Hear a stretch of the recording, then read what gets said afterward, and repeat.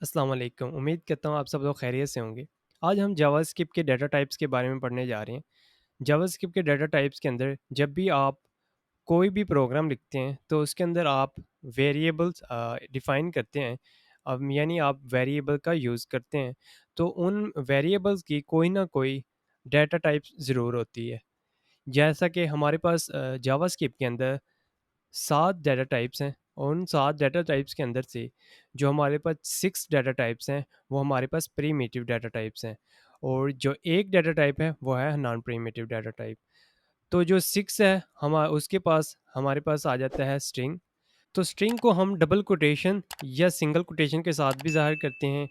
जैसा कि हमारे पास ये एक कोटेशन है, डबल कोटेशन और इसके अंदर हमने लिखा है हेलो वर्ल्ड। जैसे कि आप देख सकते हैं कि ये दोनों पे वर्क कर रहा है, डबल कोटेशन के अंदर भी वर्क कर रहा है और सिंगल कोटेशन के अंदर भी वर्क कर रहा है। उसके बाद हमारे पास आ जाते हैं नंबर। नंबर के अंदर आप कुछ भी डाल सकते हैं, फ्लोट डाल सकते हैं, इंटीजर डाल सकते हैं, कुछ भी डाल सकते हैं। और जो बूलियन आता है, बूलियन के अंदर हमारे पास 2 किस्म की डाटा टाइप्स 2 किस्म की वैल्यूज़ होती हैं जिसमें ट्रू और फॉल्स होता है। और नल के अंदर हमारे पास सिर्फ नल मौजूद होता है और अनडिफाइंड के पास भी हमारे पास सिर्फ अनडिफाइंड मौजूद होता है। और उसके बाद आ जाता है हमारे पास सिंबल। तो सिंबल ज जब भी आप कोई भी सिंबल को क्रिएट करते हैं, तो यानी कि जब भी आप किसी भी ऑब्जेक्ट को दोबारा वैल्यू असाइन करना चाह रहे हैं यानी कि डुप्लीकेशन करना चाह रहे हैं, तो उसके लिए आपके पास ऑब्जेक्ट ऑफ कीज़ वर्क नहीं करता। तो उसके लिए आपको सिंबल के एज़ अ की यूज़ करना पड़ता है ताकि वो आपकी वर्क कर ले।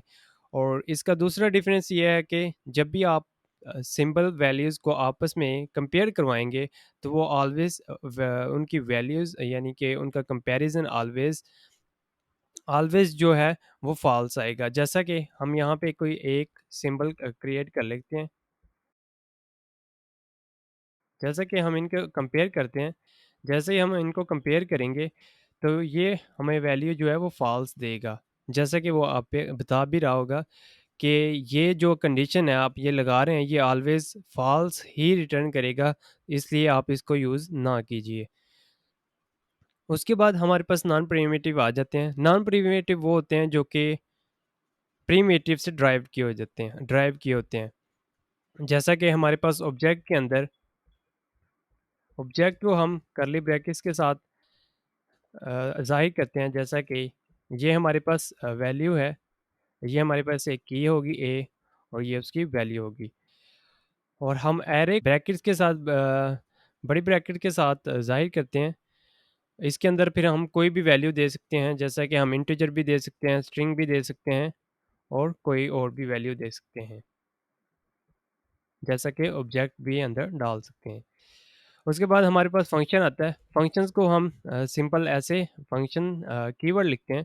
उसके बाद हम कोई भी फंक्शन का नाम लिख देते हैं।